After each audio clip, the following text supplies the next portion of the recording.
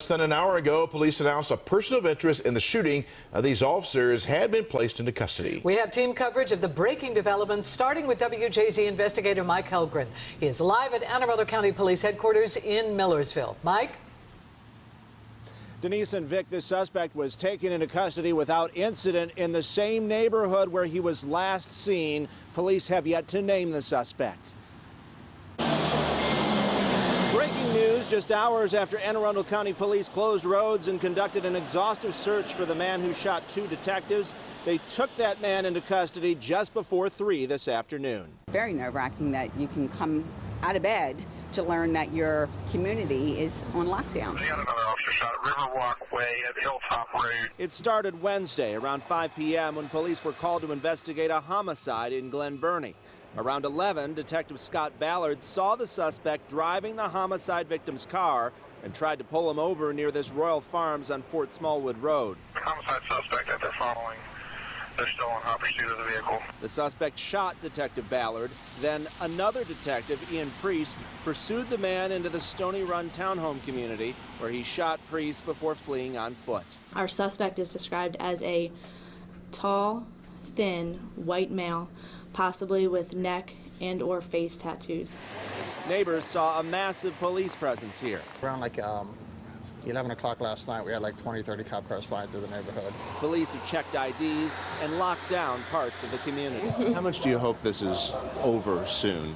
I just pray for everybody that is helping out and helping everybody out around here.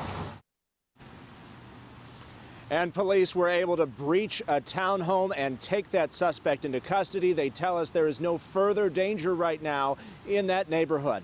Reporting live in Millersville, Mike Helgren, WJZ.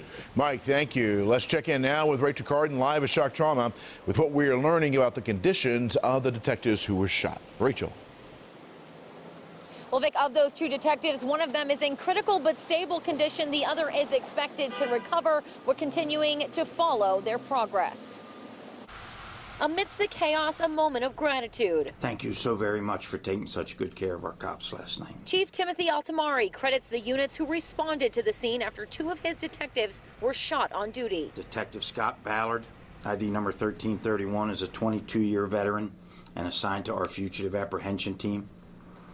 Detective Ian Priest, ID number 1687, is a 13-year veteran and assigned to our Homeland Security Investigations team, which is the team that does our gang work in the county also. One of them, very seriously hurt, is in stable condition at Shock Trauma. The chief says life-saving measures were taken last night in mere seconds. I think he knew he was really badly hurt, and he needed his brothers to come back and help him, and he figured out a way to do that despite the challenges that he had put in front of him.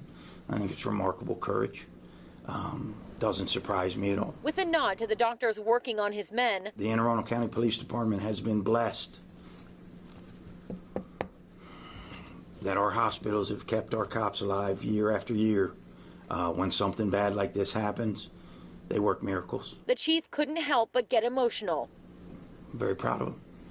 Anne Arundel County Executive Stuart Pittman reminded his residents, for the men and women in blue, tomorrow is never promised. Please, when you see a police officer today, please thank them for their service.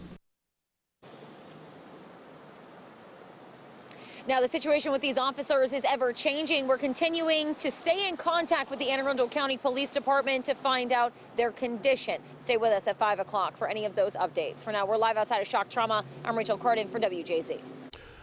Governor Larry Hogan responded to the incident on Twitter, saying, "We have absolutely no tolerance for the violence committed against two Anne Arundel County police detectives last night." And of course, WJZ will continue to keep you updated on the officers' conditions, the latest about the person of interest in custody, and of course, we'll bring you more information as we get it.